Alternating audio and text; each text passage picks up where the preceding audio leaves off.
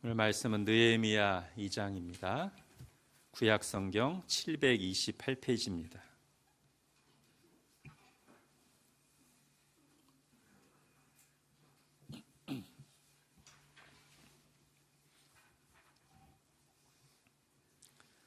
구약 성경 728페이지 느헤미야 2장 1절부터 10절까지 하나님의 말씀을 제가 읽겠습니다. 아닥사스다 왕 제20년 니산월에 왕 앞에 포도주가 있기로 내가 그 포도주를 왕에게 드렸는데 이전에는 내가 왕 앞에서 수심이 없었더니 왕이 내게 이르시되 네가 병이 없거늘 어찌하여 얼굴에 수심이 있느냐 이는 필연 내 마음에 근심이 있음이로다 하더라. 그때 내가 크게 두려워하여 왕께 대답하되 왕은 만세수를 하옵소서. 내 조상들의 묘실이 있는 성읍이 이제까지 황폐하고 성문이 불탔사오니 내가 어찌 얼굴에 수심이 없사오리까 하니 왕이 내게 이르시되 그러면 네가 무엇을 원하느냐 하시기로 내가 곧 하늘의 하나님께 묵도하고 왕에게 아뢰되 왕이 만일 좋게 여기시고 종이 왕의 목전에서 은혜를 얻었사오면 나를 유다 땅 나의 조상들의 묘실이 있는 성읍에 보내어 그 성을 건축하게 하옵소서 하였는데 그때 왕후도 왕 곁에 앉아 있었더라. 왕이 내게 이르시되 내가 몇 날에 다녀올 길이며 어느 때 돌아오겠느냐 하고 왕이 나를 보내기를 좋게 여기시기로 내가 기한을 정하고 내가 또 왕에게 아뢰되 왕이 만일 좋게 여기시거든 강 서쪽 총독들에게 내리시는 조서를 내게 주사 그들이 나를 용납하여 유다에 들어가기까지 통과하게 하시고 또 왕의 삼림 감독 아삽에게 조서를 내리사 그가 성전에 속한 영문의 문과 성곽과 내가 들어갈 집을 위하여 들보로 쓸 제목을 내게 주게 하옵소서 하며 내 하나님의 선한 손이 나를 도우심으로 왕이 허락하고 군대 장관과 마병을 보내어 나와 함께 하시기로 내가 강 서쪽에 있는 총독들에게 이르러 왕의 조서를 전하였더니 호론 사람 산발랏과 종이었던 암몬 사람 도비아가 이스라엘 자손을 흥왕하게 하려는 사람이 왔다 함을 듣고 심히 근심하더라. 아멘. 불변하는 진리로 변하는 세상을 비추는 교회라는 주제를 연속해서 보고 있습니다. 자, 교회는 신자들의 모임이죠. 그리고 그 신자들이 삶에서 가장 많은 시간을 보내는 곳은 일터와 가정입니다. 여기서 일터는 사람마다 다를 수 있어요. 직업을 가진 사람들에게는 직장이 일터고 학생들에게는 학교가 일터고 배우는 일을 하는 거니까요. 전업주부들에게는 가정이 일터입니다. 자, 가장 많은 시간을 보내는 곳인 일터와 가정에서 빛을 비추고 짠맛을 내지 않으면서 세상의 빛과 소금의 역할을 하겠다고 말하는 것은 어불성설입니다. 그러므로 신년 주제 마지막 두 번은 일터와 가정에서 빛을 비추는 일에 대해서 생각해 보려고 합니다. 자, 일터와 가정은 우리가 가장 많은 시간을 보내는 곳이다라는 것 외에도 중요한 공통점이 하나 더 있습니다. 그걸 잠깐 보고 갈게요. 자, 창조 때 하나님께서 당신의 형상대로 창조된 인간에게 복을 주시면서 명령하신 것 두 가지가 있습니다. 자, 핸드아웃의 창세기 1장 28절을 보십시오. 같이 읽겠습니다. 시작. 하나님이 그들에게 복을 주시며 하나님이 그들에게 이르시되 생육하고 번성하여 땅에 충만하라. 땅을 정복하라. 바다의 물고기와 하늘의 새와 땅에 움직이는 모든 생물을 다스리라 하시니라. 아멘. 자, 복을 주시며라고 하니까 좋은 겁니다. 이 명령이 여러 가지가 나오는데 크게 둘로 나눌 수 있어요. 하나는 하나님의 형상대로 창조된 인간의 수가 점점 늘어나게 하기 위한 인간을 위한 명령이 있어요. 그게 뭐죠? 생육하고 번성하여 땅에 충만하라까지. 여기까지가 하나의 명령입니다. 다른 말로 하면 결혼하고 가정을 이루어서 아이를 낳고 키우라는 겁니다. 이게 첫 번째 명령이에요. 그렇게 해서 하나님의 형상인 인간이 계속 늘어나는 걸 하나님이 원하셨습니다. 두 번째는 인간이 아니라 나머지 피조물들, 인간을 제외한 모든 나머지 피조물들에 대해서는 또 어떤 명령을 주시죠? 정복하고 다스리라. 이렇게. 자, 첫 번째는 가정을 이루고 아이를 낳아 키우라는 명령이고요. 두 번째는 다른 말로 하면 일하라는 명령입니다. 정복하고 다스리라. 자, 이 두 가지는 하나님이 처음부터 인간에게 주신 명령하신 인간의 소명이면서 복을 주시면서 했으니까 우리에게 주신 좋은 것, 곧 선물이었습니다. 자, 그런데 인간이 죄를 지을 때 하나님께서 인간에게 형벌을 내리시는데 최종적인 형벌은 죽음이지만 그 앞에 또 형벌이 있어요. 그게 뭐냐면 바로 이 하나님이 주신 두 가지 좋은 것, 즉 소명이자 선물인 이 두 가지에 대해서 고통이 동반되게 하시는 형벌을 주십니다. 자, 그게 창세기 3장 16, 17절에 나와요. 같이 읽겠습니다. 시작. 또 여자에게 이르시되 내가 네게 임신하는 고통을 크게 더하리니 내가 수고하고 자식을 낳을 것이며 너는 남편을 원하고 남편은 너를 다스릴 것이니라 하시고. 예, 일단 여기까지. 자, 아까 제가 처음에 주신 두 가지 명령 중에 첫 번째에 해당되는 거예요. 이게 첫 번째가 결혼하고 가정을 이루어서 아이를 낳고 키우라. 이게 좋은 것이었어요. 소명이고 선물이었어요. 근데 죄를 짓고 나서는 이 일을 할 때 뭐가 고통이 동반된다는 거예요. 자, 그 다음에 두 번째 주신 명령이 정복하고 다스리라, 일하라인데, 자, 17절 읽겠습니다. 시작. 아담에게 이르시되 내가 네 아내의 말을 듣고 내가 네게 먹지 말라 나무의 열매를 먹었은즉 땅은 너로 말미암아 저주를 받고 너는 내 평생에 수고하여야 그 소산을 먹으리라. 예, 원래 일하는 것, 정복하고 다스리는 것도 인간에게 처음부터 주신 소명이고 선물이었는데, 좋은 것이었는데 앞으로는 그것을 하기 위해서 여러 가지 고통이 동반된다는 거예요. 갈등과 고통과 스트레스가 있어요. 먹고 살기 위해서. 자, 이렇게 정리할 수 있습니다. 자, 처음 하나님께서 창조하실 때부터 명령하신 소명이자 선물인 가정을 이루고 아이를 낳고 키우는 것, 그리고 일하는 것은 여전히 좋은 것이지만 거기에 여러 가지 고통과 갈등이 동반된 것이 지금 죄 아래 살아가는 인간의 현실이라는 것입니다. 자, 그러다 보니까 나타날 수 있는 잘못된 반응이 있어요. 자, 원래는 어떻게 생각해야 된다? 하나님 주신 좋은 선물이고 우리의 소명이지만 죄 때문에 부과된 고통이 있다라고 생각해야 돼요. 즉, 선물 자체와 거기에 묻어있는 때를 구별해서 생각해야 되는데 이게 너무 힘들고 고통스럽다 보니까 이걸 그냥 통째로 묶어가지고 이 전체를 나쁘게 볼 수 있어요. 즉, 가정에 대한 부정적인 경험을 하다 보면 아예 가정 자체를 나쁘게 생각하고 직장에서 또는 사업을 하면서 스트레스를 받고 고통을 겪다 보면 그냥 일 자체에 대해서 부정적으로 생각하기 쉽다는 거예요. 그래서 결혼 안 하는 게 답이다. 뭐하러 아이를 낳아서 개고생이냐. 할 수만 있다면 일 안 하고 사는 게 제일 좋은 것이다. 라는 식의 잘못된 생각, 잘못된 반응을 할 수 있다는 것입니다. 그러면서 또 한편으로는 우리 자신이 그 가정과 일터에서 그곳을 더 고통스럽게 만드는데 우리도 일조하는 경우가 많아요. 우리도 갑질을 하면서, 우리도 자기 중심적으로 행동을 하면서요.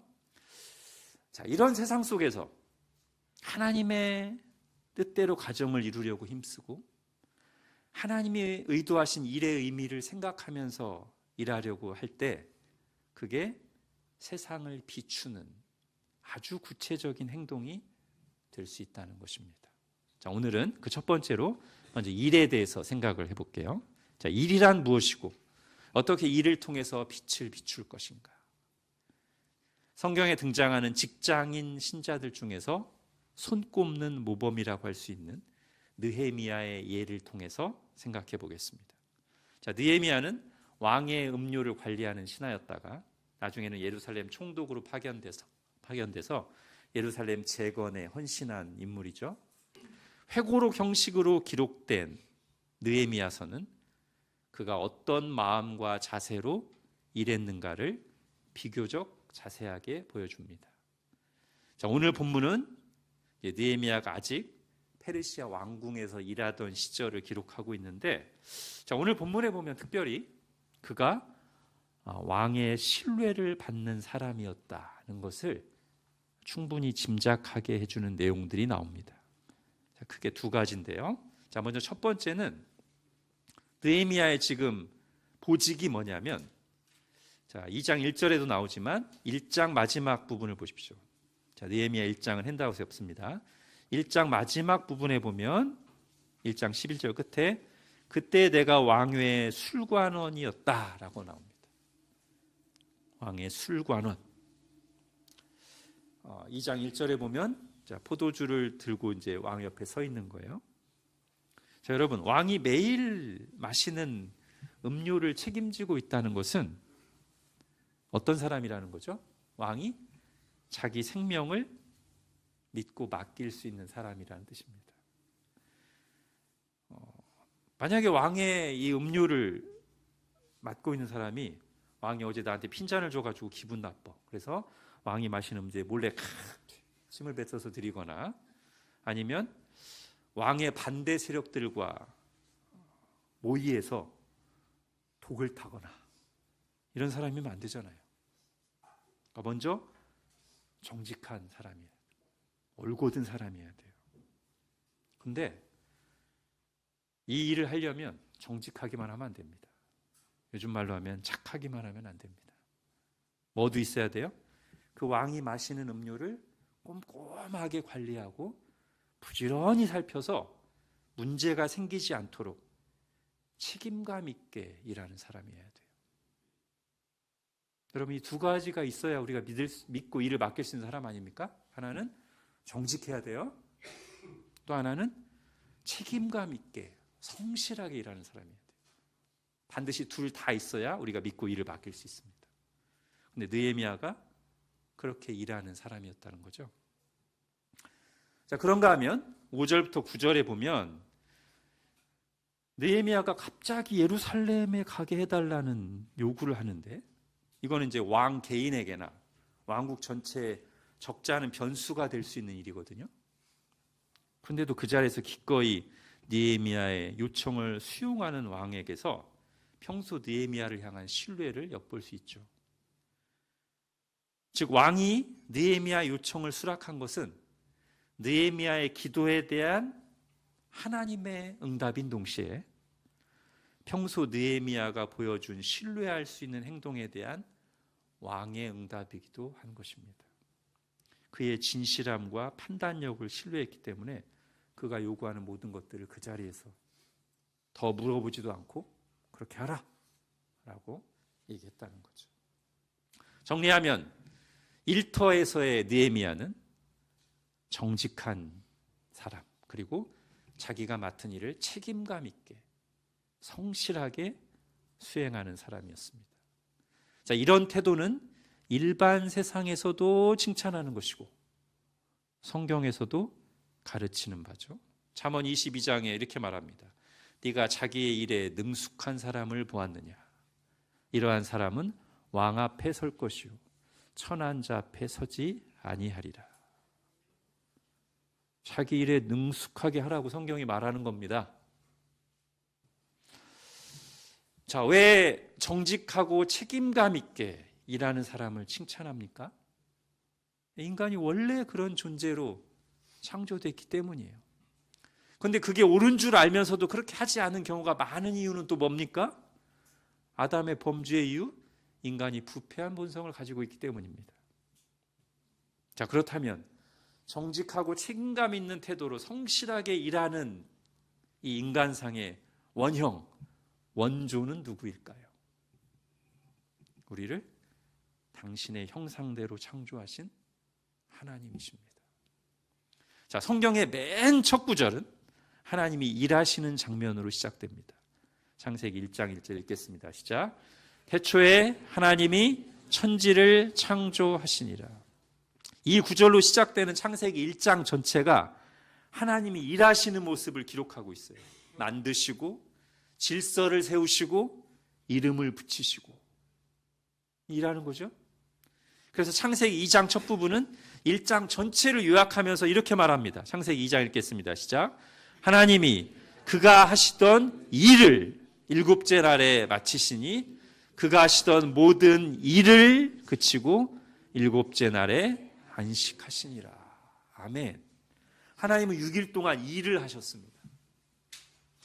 그리고 일곱째 날에 일을 멈추고 안식하셨다는 거죠. 우리가 성경에서 제일 처음 만나는 하나님, 제일 처음 성경에서 보게 되는 하나님은 일하시는 하나님입니다. 성경 첫 장면만이 아니죠. 하나님 지금도 일하고 계십니다. 우주 만물이 질서 있게 유지되고 성경에 기록된 하나님의 말씀이 역사 속에서 계속 성취된 것은 하나님이 일하시는 하나님이시기 때문이죠. 그러므로 예수님께서 말씀하십니다. 요한복음 5장 보십시오. 예수께서 그들에게 이르시되 내 아버지께서 이제까지 일하시니 나도 일한다 하시매. 자, 그렇게 일하시는 하나님을 닮도록 하나님의 형상대로 창조된 존재가 바로 사람이다. 그래서 사람을 만드실 때 어떤 계획을 세우시는가 볼까요? 창세기 1장 26절 보십시오.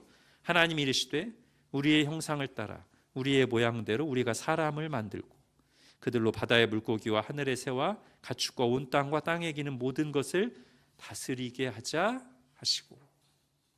자, 다른 피조물들, 그러니까 무생물, 식물, 동물들에게는 부여되지 않는 소명과 특권이 사람에게 주어집니다. 그게 뭐죠? 모든 것을 다스리게 하자라는 겁니다. 즉 생존과 종족 번식이 전부인 다른 피조물들과 달리 인간은 처음부터 일하는 존재로 지으셨어요. 그게 인간의 특별함입니다. 다른 피조물들과 구별되는. 자, 구체적으로 어떤 일을 하기 위해서 지으셨어요? 다스리는 일입니다. 원래 다스리는 일을 하시는 분 누구예요? 하나님이시죠? 하나님 왕이시잖아요. 그래서 하나님이 온 우주 만물을 다스리십니다라는 것이 우리의 신앙 고백이고 찬송이잖아요. 오늘도 우리가 예배 앞부분에서 어떤 찬양을 불렀어요? 찬양해 온 우주 만물 다스리는 완전한 하나님, 이렇게 찬양했잖아요. 맞아요. 다스리는 일의 원조는 하나님이십니다. 그리고 지금도 온 우주 만물을 다스리고 계십니다. 그런데 그 하나님께서 당신처럼, 하나님처럼 다스리는 일을 똑같이 하게 하시려고 하나님의 형상으로 인간을 지으셨어요. 일하시는 하나님께서 당신과 함께 일하게 하시려고 당신을 닮은 특별한 존재인 인간을 지으셨다. 이게 성경이 말하는 겁니다. 그러니까 일을 한다는 것은 하나님의 형상을 닮은 인간의 고유한 특권이자 사명이에요. 그리고 우리는 일을 함으로써 하나님이 온 세상을 다스리시는 일에 참여하는 것입니다. 이것이 성경이 말하는 일의 첫째 의미입니다. 그러니까 우리가 일할 때 어떤 자세로 일해야 되겠어요? 일과 관련해서 누가 우리의 롤 모델입니까? 하나님입니다. 우리는 하나님처럼 일하도록 지음받은 존재입니다. 구분이 좀 필요해요. 하나님이 일하실 때 드러내시는 무한한 능력과 지혜는 우리가 감히 따라할 수 없습니다. 그건 우리가 오직 찬양해야 될 제목이죠. 우리는 일하면서 우리의 유한함을 인정하게 되고 그럴 때마다 무한하신 하나님을 높이며 찬양합니다. 그런데 하나님이 일하시는 태도와 방식은 우리가 찬양할 제목일 뿐 아니라 본받아야 할 모범이기도 해요. 어떻게? 진실하시고 성실하신 하나님, 정의롭고 자비하게 일하시는 하나님은 우리가 찬양하기도 하지만 우리가 본받아야 할 모습이기도 한다는 거예요. 그럼 하나님께서 인간에게 명령하신 피조 세계를 다스리는 일이란 구체적으로 뭘까요? 정말 다양하죠. 여러분, 에덴 동산에서 시작된 인류가 온 세상에 충만하게 퍼져나가고 정복하고 다스리기 위해서 할 일들을 상상해 보십시오. 땅을 파고 심고 거두고 만들고 저장하고 기록하고 연구하고 개발하고 배우고 가르치고 회의하고 계획을 세우고 틀을 짜고 조율하고 이동하고 연락하고 고치고 각종 물건들을 거래하는 모든 일들이 그야말로 범죄가 아닌 거의 모든 직업에서 이루어지는 활동들입니다. 그리고 학교에서도 일어나는 일입니다. 그 모든 일들이 실제로 하나님의 뜻을 이루고 하나님의 다스림에 참여하는 일이 된다는 거예요. 그러니까 그 일들을 할 때 진실하고 책임감 있게 성실하게 하라는 것입니다. 하나님처럼, 오늘 본문의 느헤미야처럼. 신자들이 일터와 학교에서 이런 자세로 일하는 것은 너희 빛이 사람 앞에 비치게 하여 그들로 너희 착한 행실을 보고 하늘에 계신 너희 아버지께 영광을 돌리게 하라는 예수님의 말씀을 구체적으로 실천하는 빼놓을 수 없는 중요한 부분입니다. 우리가 주어진 자리에서 각자의 직장에서 학교에서 이렇게 일함으로써 세상을 비춥시다. 다시 본문을 보겠습니다.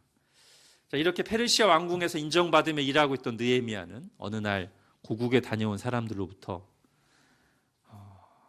참담한 소식을 듣습니다. 3절을 보십시오. 왕께 대답하되 왕은 만세수를 하옵소서. 내 조상들의 묘실이 있는 성읍이 이제까지 황폐하고 성문이 불탔사오니 내가 어찌 얼굴에 수심이 없사오리이까. 이건 이제 왕에게 간단히 대답한 내용이고요. 1장에 보면 느헤미야가 직접 들은 내용이 좀 더 자세하게 나옵니다. 1장 1절부터 3절을 보십시오. 1절 중간부터 아닥사스다 왕 제20년 기슬루월에 내가 수산궁에 있는데 내 형제들 가운데 하나인 하나니가 두어 사람과 함께 유다에서 내게 이르기로 내가 그 사로잡힘을 면하고 남아있는 유다와 예루살렘 사람들의 형편을 부른즉 그들이 내게 이르되 사로잡힘을 면하고 남아있는 자들이 그 지방 거기에서 큰 환난을 당하고 능욕을 받으며 예루살렘 성은 허물어지고 성문들은 불탔다 하는지라. 자, 예루살렘은 100여 년 전 바벨론에 의해 파괴된 상태 그대로 그곳에 남아있는 유대 백성들은 온갖 환난과 모욕을 당하며 비참하게 살고 있다는 소식을 듣습니다. 이 소식을 들을 때 느헤미야는 마음이 무너지는 것 같았습니다. 1장 4절을 보십시오. 그는 수일 동안 울고 슬퍼했습니다. 그리고 그 통곡과 슬픔은 자신이 직접 가서 예루살렘을 재건하고 회복시켜야 되겠다는 헌신의 결단으로 이어졌습니다. 자, 이미 그런 마음을 먹고 기도하고 준비하고 있던 느헤미야는 어느 날 왕이 하문하자 그걸 기회 삼아 구체적인 요청을 아뢰입니다. 5절부터 보십시오. 2장으로 와서요. 5절부터 보십시오. 자, 먼저는 5절에 왕이여 좋게 보시면 저를 유다 땅 보내셔서 황폐된 예루살렘 성을 다시 건축하게 해주십시오. 그리고선 6절, 7절, 8절은 왕이 허락하는 것 같으니까 좀 더 자기가 마음속으로 이미 생각했던 자세한 요청들을 얘기합니다. 총독들에게 조서를 내려주셔서 제가 유다까지 가는 그 먼 길을 통과할 때마다 어려움을 겪지 않게 해주시고 또 왕의 재물을 관리하는 아삽이라는 사람에게 조서를 내리셔서 그 왕 예루살렘 성을 짓고 제가 살 집도 짓고 필요한 그런 재물들, 도구들을 아낌없이 내어주도록 왕이 허락해 주십시오. 이런 요청들을 쭉 해요. 자, 왕으로서 너무 갑작스럽고 엄청난 요구입니다. 다르게 말하면 자칫 왕의 불쾌한 반응과 노여움도 각오해야 하는 요구입니다. 왜죠? 지금 왕이 신뢰하면서 자기 곁에 두고 중요한 직책을 맡겼는데 갑자기 그 일을 내려놓고 먼 곳으로 가서 다른 일을 하겠다고 하니까요. 자, 왕이 요구를 들어주기만 하면 또 모든 일이 형통하게 풀리는 것도 아니죠. 오히려 그때부터 진짜 힘든 여정이 시작됩니다. 지금 예루살렘 상태가 어떻다고요? 100여 년 전에 파괴됐습니다. 그 뒤에도 짓밟히고 불에 탔습니다. 인프라가 하나도 없어요. 오랜 시간 버려져 있습니다. 그리고 주변에서부터 공격받고 있습니다. 거기에 지금 가서 기초부터 모든 것 폐기물들 치우고 기초부터 쌓고 그 과정에서 주변 민족들의 방해와 공격을 받아낼 걸 생각하면 얼마나 고된 일입니까? 지금 왕에게 인정받으면서 한창 잘 나가고 있는 왕궁 생활을 뒤로 하고 이런 온갖 위험과 수고와 불편함을 감수하고 고생을 사서 하겠다는 거 아닙니까? 만일 느헤미야가 일을 하는 목적이 그저 돈 많이 벌고 편하게 사는 것이었다면 절대로 이런 결단을 하지 않았겠죠. 이렇게 고생스럽고 무모해 보이는 일에 자발적으로 나서지 않았을 거란 말입니다.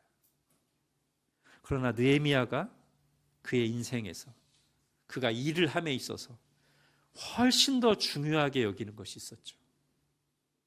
다시 1장 5절부터 10절에 보십시오. 그가 예루살렘의 소식을 듣고부터 하나님께 울며 드린 기도 속에 그가 가장 중요하게 여기는 것들이 무엇인지 드러납니다.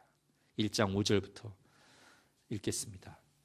이르되 하늘의 하나님 여호와 크고 두려우신 하나님이여 주를 사랑하고 주의 계명을 지키는 자에게 언약을 지키시며 긍휼을 베푸시는 주여 간구하나이다. 8절부터 옛적에 주께서 주의 종 모세에게 명령하여 이르시되 만일 너희가 범죄하여 내가 너희를 여러 나라 가운데 흩을 것이요 만일 내게로 돌아와 내 계명을 지켜 행하면 너희 쫓긴 자가 하늘 끝에 있을지라도 내가 거기서부터 그들을 모아 내 이름을 두려고 택한 곳에 돌아오게 하리라 하신 말씀을 이제 청하건대 기억하옵소서.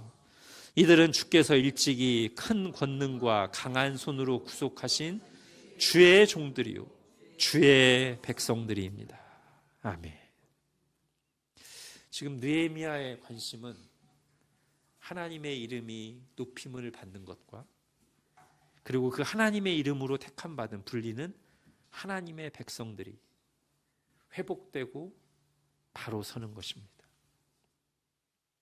이것이 하나님의 사람 느헤미야가 가장 중요하게 여기는 것이었기 때문에 비록 나는 페르시아 왕궁에서 인정받고 편하게 살고 있더라도 하나님의 백성들이 처참한 지경에 있다는 소식을 듣고는 그대로 가만히 있을 수가 없었던 것입니다. 느헤미야는 예루살렘에서 들려온 소식에서 지금 내가 해야 할 일을 발견했습니다. 그래서 모든 것을 뒤로 하고 그 일을 하러 가려고 합니다. 하나님의 이름을 위해, 하나님의 백성들을 위해 일하러 갑니다. 자, 우리는 여기서 성경이 말하는 일의 두 번째 의미를 생각합니다. 일은 존재를 섬기는 활동입니다. 세상이 말한 일의 개념과 대비시켜서 좀 더 분명하게 말하면 일의 기본 의미는 먹고 살기 위한 경제 활동이 아니라 다른 존재, 특히 하나님과 이웃을 섬기는 활동입니다. 그러므로 성경이 말하는 일은 태생적으로 하나님 사랑과 이웃 사랑을 지향하게 되어 있습니다. 하나님과 다른 사람을 섬기는 활동을 부지런히 하면서 거기에서부터 생계를 위한 소득이 따라오는 것이 바람직한 일의 모습이죠. 그런데 돈이 왕노릇하는 세상에서는 그 순서가 바뀌기 십상입니다. 아니, 바뀌는 정도가 아니라 많은 경우 존재를 섬기는 활동이라는 일의 본래 의미는 아예 생각조차 안 하는 경우가 많아요. 그러니까 의사가 되려는 이유, 원래 뭐여야 돼요? 아픈 사람 고치고 건강하게 살게 하려는 존재를 섬기는 활동을 하기 위해서 의사가 돼야 되는데 의사가 되는 이유 뭐죠? 돈 많이 벌려고요. 자, 판사, 변호사가 되려는 이유가 뭐여야 돼요? 억울한 사람들을 돕고 정의를 세우기 위해서, 즉 존재를 섬기는 활동을 하기 위해서 해야 되는데 판사, 변호사 되려는 이유는 뭐예요? 돈 많이 벌려고. 다 돈 많이 벌려고 합니다. 이유가. 자, 2차 대전 때 전쟁에 참전했던 유럽 사람들이 뜻밖의 경험을 했다고 해요. 일을 하면서 이전에는 경험하지 못했던 신선하고도 놀라운 만족감을 누릴 수 있었다는 겁니다. 왜죠? 난생 처음 돈을 벌기 위해서가 아니라 무언가를 해내기 위해 일하고 있음을 자각한 덕분이었다는 거예요. 그러니까 전쟁이 나기 전에 자기 직장에서 일할 때는 어떤 직장을 하든 간에 다 돈 벌기 위해서였어요. 근데 군에 참전해서 병영에서 일하다 보니까 나라를 지키기 위해서 일하고 나의 가족을 지키기 위해서 병든 사람을 고치기 위해서 어떤 그런 의미를 가지고 일을 하면서 이전에 느끼지 못했던, 일하면서 느끼지 못했던 신선하고 놀라운 만족감을 누렸다는 것입니다. 늘 하는 말이지만 사람이 하나님의 뜻을 거슬러 살 수 있지만 그때 오는 고통과 부작용까지 거부할 수는 없습니다. 즉 하나님과 단절된 인간, 하나님과 단절될 수 있어요. 그러나 그때 오는 무의미함과 두려움과 심판은 피할 수 없습니다. 마찬가지로 우리가 하는 일에서 하나님이 주신 본래 일의 의미, 즉 하나님의 통치에 참여하고 존재를 섬기는 활동이라는 의미를 제거하고 일할 수 있어요. 오직 돈 벌기 위해서. 그러나 그때 오는 허무함과 갈등과 스트레스와 무의미함은 피할 수 없습니다. 이 땅에서 겪는 고통과 부작용이 끝이 아닙니다. 무엇을 위해 어떻게 일을 했느냐에 따라 마지막 날 하나님 앞에서 전혀 다른 결산을 하게 될 것입니다. 그 이야기가 마태복음 25장 달란트 비유에 나오죠. 금 5달란트와 2달란트 받은 종들은 어떻게 해요? 주인이 주인의 물건을 뭔가를 맡기죠. 그럼 그걸 위해서, 즉 주인을 위해서, 하나님을 위해서 열심히 일합니다. 나중에 칭찬과 상을 받습니다. 잘하였도다. 착하고 충성된 종. 근데 금 1달란트 받은 종은 어떻게 하죠? 주인으로부터 받은 것을 묻어둡니다. 이게 무슨 의미죠? 주인을 위해서는 아무것도 하지 않겠다는 겁니다. 그럼 주인이 올 때까지 그 나머지 시간은 뭘 했을까요? 자기만을 위해 뭔가를 했죠. 즐겼든 놀았든 아니면 자기 배불리기 위한 일을 했든 주인을 위해서는 아무것도 하지 않았어요.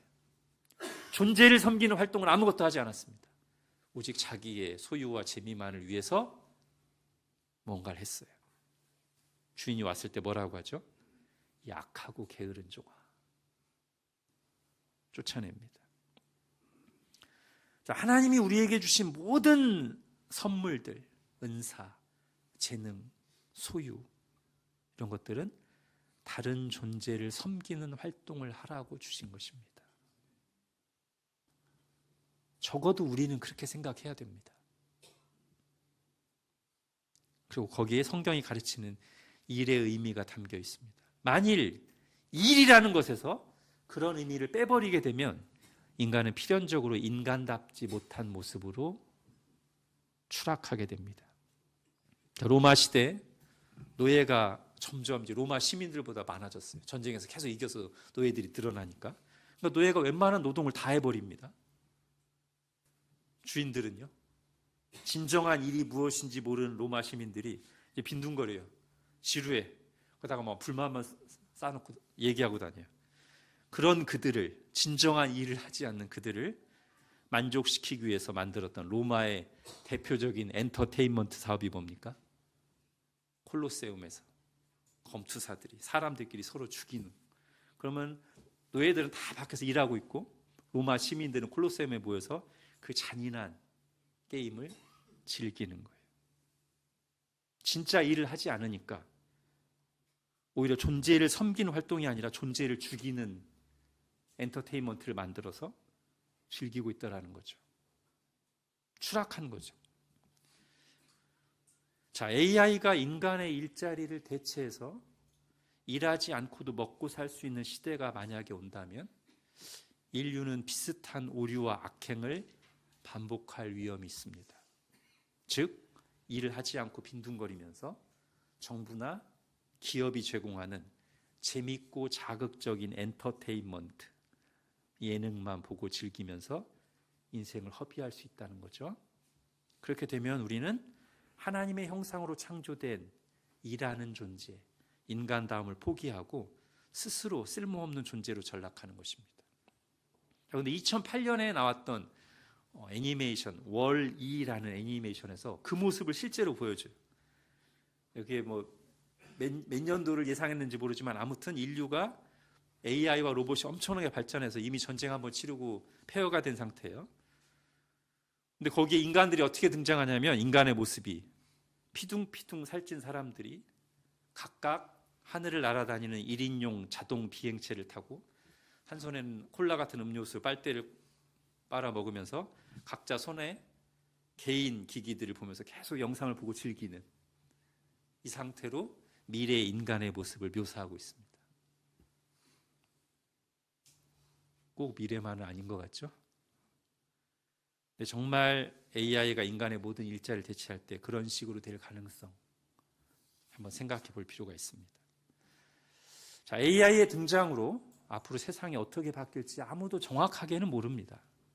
그러나 세상이 어떻게 변하더라도 하나님이 인간을 창조하시면서 명령하신 일의 성격은 변하지 않으며 그 일은 우리가 인간인 이상 계속되어야 합니다. 어떤 일이요? 하나님이 다스리시는 일에 참여하는 일이요, 존재를 섬기는 활동으로서의 일 말이죠. 우리가 그 일을 포기하거나 미루지 않고 상황이 바뀌어도 그 일을 계속할 때 급변하는 세상 속에서 휘청거리고 있는 사람들을 비출 수 있을 것입니다. 자, 오늘 본문에서 마지막으로 한 가지 더 볼 게 있습니다. 4절, 5절을 보십시오. 자, 왕의 질문에 답하기 전에 느헤미야가 잠시 속으로 기도합니다. 우리 4절만 같이 읽을까요? 시작. 왕이 내게 이르시되 그러면 네가 무엇을 원하느냐 하시기로 내가 곧 하늘의 하나님께 묵도하고. 자, 지금 중요한 순간, 왕에게 이제 진짜 그 얘기를 해야 돼요. 그 중요한 순간, 절박한 순간에 잠깐, 근데 간절하게 하나님의 도우심을 구하는 겁니다. 여러분, 저도 자주 이렇게 합니다. 전화로 상담할 때 어려운 얘기를 딱 들었을 때, 하나님, 제가 정말 하나님의 뜻대로 잘 얘기해서 이 사람을 도울 수 있게 해주세요. 짧게. 자주 합니다. 상담 중에도. 설교 준비할 때 하는 것은 말할 것도 없고요. 그래서 반갑습니다. 이 장면이. 제가 일할 때 이렇게 합니다.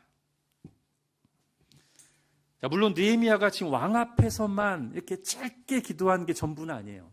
1장에 보면 이미 이전에 왕 앞에서 실제 상황에서 짧게 기도하기 전에 이미 앞에서 깊은 개인 기도 시간을 가졌습니다. 그리고 제가 느헤미야가 회고록 형태라고 했잖아요. 이제 총독으로 예루살렘에 파견되고 나서 예루살렘 재건 사역을 할 때마다 여러분 한번 보십시오. 느헤미야서를. 기도가 계속 나옵니다.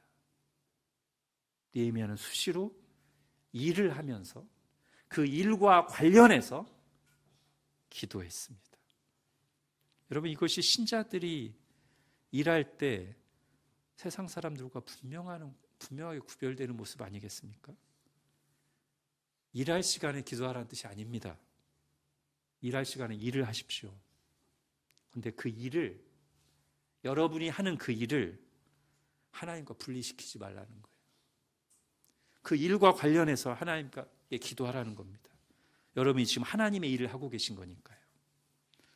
이 일과 관련한 하나님의 뜻을 여쭙고 이 일을 어떻게 해야 될지 하나님께 인도하심을 구하고, 어떤 중요하고 힘든 순간마다 느헤미야처럼 어쩔 때는 시간을 내서 간절히, 어쩔 때는 짧게 하나님 지금 도와주십시오. 기도를 하시라는 거예요. 그래서 우리의 삶의 가장 많은 부분을 차지하는 일을 할 때 바로 그 구체적인 현장에서 하나님과 동행하라는 것입니다. 그렇게 할 때 일을 하면서 하나님을 경험하는 거죠. 나를 일하는 존재로 지으신, 일하시는 하나님을 만나는 것입니다. 그러면서 우리의 믿음과 존재가 성장합니다.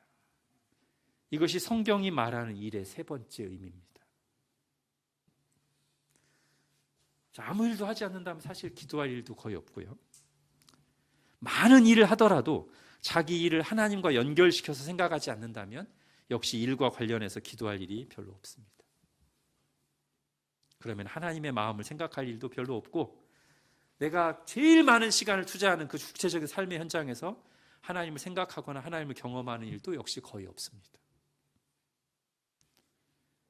우리를 하나님을 닮아 일하는 존재로, 하나님의 통치에 참여하는 존재로, 섬기는 활동을 하는 일을 하도록 우리를 만드신 하나님의 뜻을 그렇게 되면 너무 많이 놓치고 살아가는 안타까운 모습이 되는 거죠. 하나님께서 우리를 일하는 존재로 지으실 때 일꾼으로 부려먹으시려고만 지으신 게 아닙니다.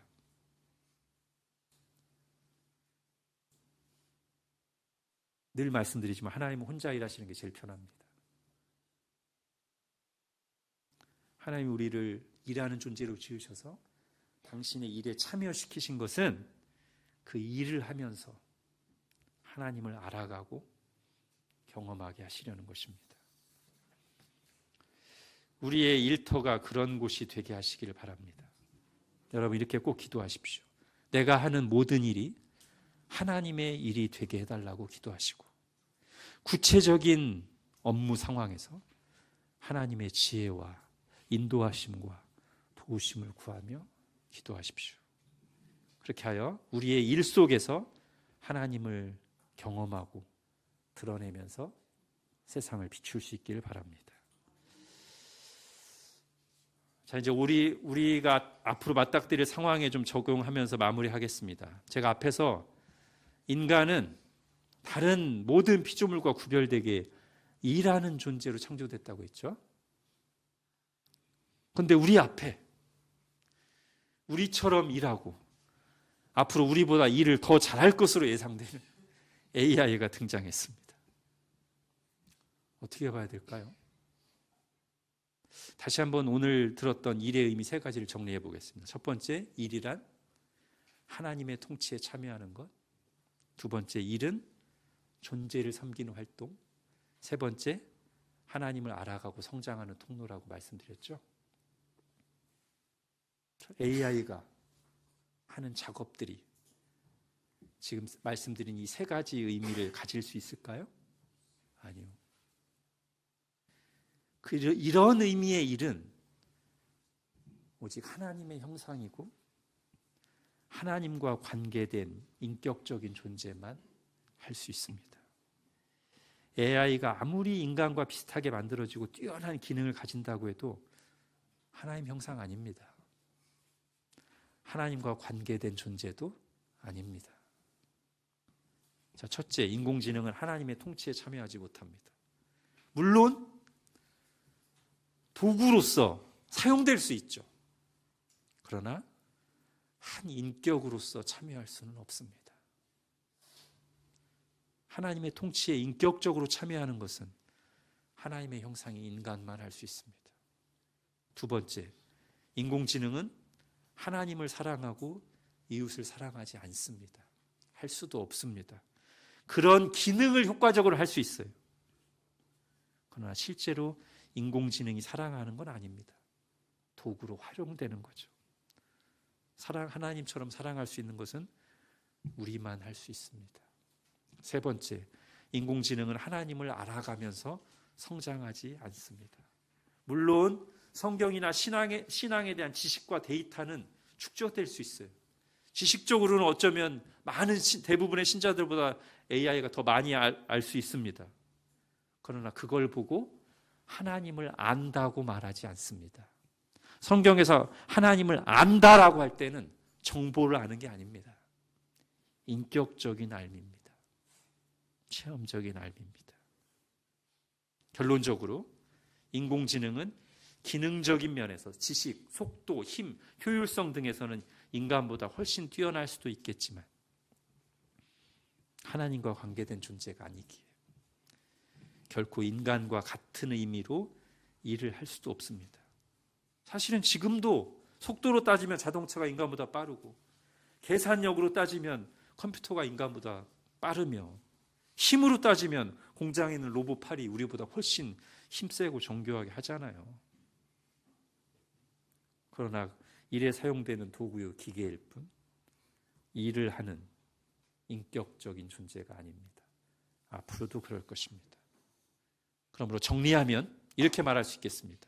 AI는 인간의 일자리는 대체할 수 있어도 인간의 일 자체를 대신할 수는 없다. 어떤 일? 한 인격으로서 하나님의 통치에 참여하고 일. 사랑의 자세로 존재를 섬기고 그 과정에서 하나님을 경험하고 알아가고 성장하는 일은 하나님의 형상으로 창조된 인간에게만 주어진 특권이요, 즉 선물이요, 인간이 꼭 해야 할 소명입니다. 그러니 감사하는 마음과 믿음으로 그 일을 합시다. 하나님처럼 진실한 마음과 책임감 있는 성실한 태도로 일을 합시다. 단지 먹고 살기 위한 경제활동으로서가 아니라 존재를 섬기는 활동으로 하나님 사랑과 이웃 사랑을 실천하기 위해 일을 합시다. 그리고 그 일을 하면서 순간순간 기도로 하나님과 교제하며 도우심을 구합시다. 그렇게 일하는 우리 각 사람을 보시고 하나님이 기뻐하실 것입니다. 예, AI가 아무리 많은 작업을 효율적으로 해도 하나님께 칭찬과 상을 받을 일은 결코 없습니다. 그러나 비록 연약하고 불완전할지라도 우리가 하는 모든 선한 일은 하나님께서 기억하시고 기쁘게 받으십니다. 잘하였도다 착하고 충성된 종아, 네가 적은 일에 충성하였음에 내가 많은 것을 내게 맡기리니 내 주인의 즐거움에 참여할지어다 라는 주님의 칭찬은 오직 그분의 일에 동참하도록 하나님의 형상으로 창조된 우리에게만 허락된 것입니다. 그러므로 내 사랑하는 형제들아, 견실하며 흔들리지 말고 항상 주의 일에 더욱 힘쓰는 자들이 되라. 이는 너희 수고가 주 안에서 헛되지 않은 줄 알미라. 아멘. 기도하겠습니다. 하나님, 오늘 말씀을 통해서 하나님이 일하시는 하나님이시고 하나님의 형상으로 창조된 우리도 일하는 존재로 특별하게 지음받았다는 사실을 들었습니다. 그리고 하나님이 우리에게 맡기신 그 일의 본래 의미는 단지 먹고 사는 것이 전부가 아니라 하나님의 통치에 참여하는 일이요, 존재를 섬기는 활동이요, 하나님을 알아가고 성장하는 통로로서의 일이라는 사실을 들었습니다.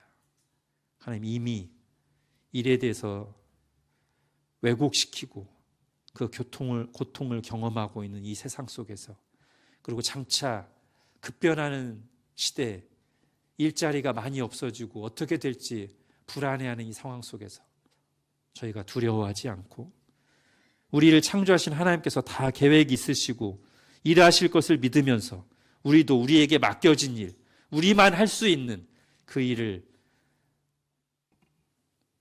정직하게, 책임감 있게, 성실하게 계속 해나가는, 그러므로서 하나님께 영광 돌리고 세상을 비추는 저희들 되게 하여 주옵소서. 예수님의 이름으로 기도합니다. 아멘.